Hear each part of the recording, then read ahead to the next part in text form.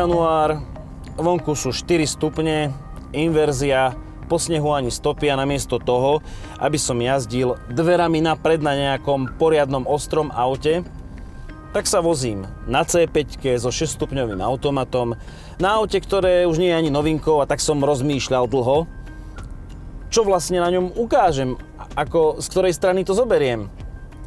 A už samotnú prvú inšpiráciu mi dal hydraulický podvozok 3. generácie a príjazd domov. Toto je náš slávny Beňušský most. Pri jeho stavbe konštruktéri urobili niekde chybu a nenechali tu dilatačnú medzeru. To znamená, že na tomto moste sa vytvára schodík. Asfalt ho ešte nejak tak prekrýva. Ubližuje to všetkým autám a zároveň ja porovnávam medzi sebou testovačky, ako tento schodík zvládajú. C5 je, ak si odmyslíme Range Rover Sport, asi jediným autom, ktoré to bravúrne zvláda. Predvediem. Rozbehnem sa na rýchlosť, ako tu bežne ani nejazdím, pretože v autách to strašne búcha, idem s C5-kou. Nič. Cítim, že som to prešiel, ale absolútne nič. A tak sa mi zdá, že táto šedá myška strednej triedy je ešte stále niečím zaujímavá. No a hydraulický podvozok je asi na prvom mieste.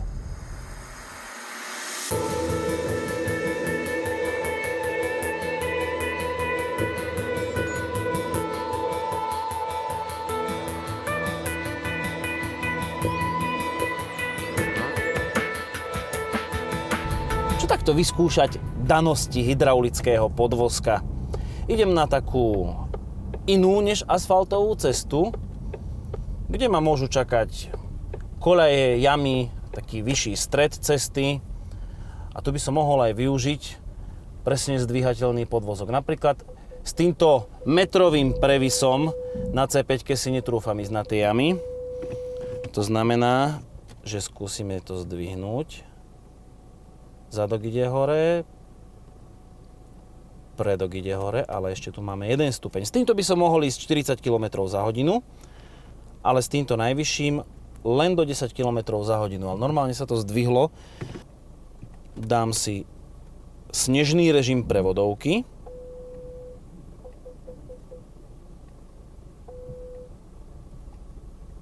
A s takouto istotou, trošku ako keby na chodúľoch, prechádzam veľkými jamami. No, treba vám SUV, keď máte pohodlné auto strednej triedy.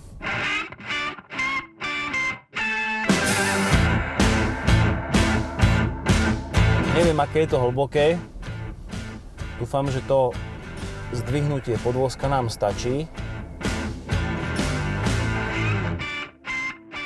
V automatickej prevodovke, a toto vidieť, mám 3. rýchlostný stupeň zaradený. Prvý malý výjazd, tak toto podľa mňa by zvládol aj Ford Fusion. Elektronika pracuje, ale ja som zatiaľ necítil nejaký kritický úbytok trakcie. Mám pocit, že pravé koleso ako keby trochu podklzlo.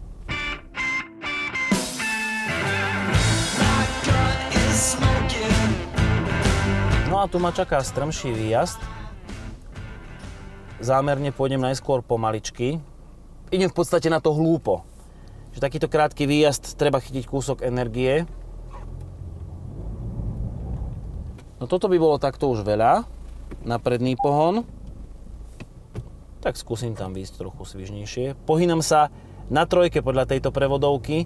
Vidno, že ten hydrodynamický menič mi tam vie urobiť krásny skok. Pozrite, ja som normálne uboral na tom vrchu, počujem, ako zabrala trakčná kontrola a s C5 som práve v tomto momente prešiel to, čo by som asi s bežným kombíkom strednej triedy s predným pohonom neprešiel. Chcem týmto ukázať iba to, že C5, ktorá je taká šedá myška strednej triedy a neviem, podľa mňa táto generácia je trochu nedocenená, tak dokáže viac, než by človek na prvý pohľad čakal. Čo mi v nej chýba? Možno taký lepší kontakt riadenia s cestou, alebo keď idem na tej komfortnej hydraulike, tak nevedel by som možno na prvý krát odhadnúť, kde je na ceste poľadovica, ako keby tá spätná väzba nebola taká. Ale ak trávite hodiny a hodiny, veľkú časť svojho života na cestách, tak v týchto sedadlách verzie Exclusive a s hydraulickým podvozkom sa budete cítiť v aute oddychnuto. Ale si nezapretekáte.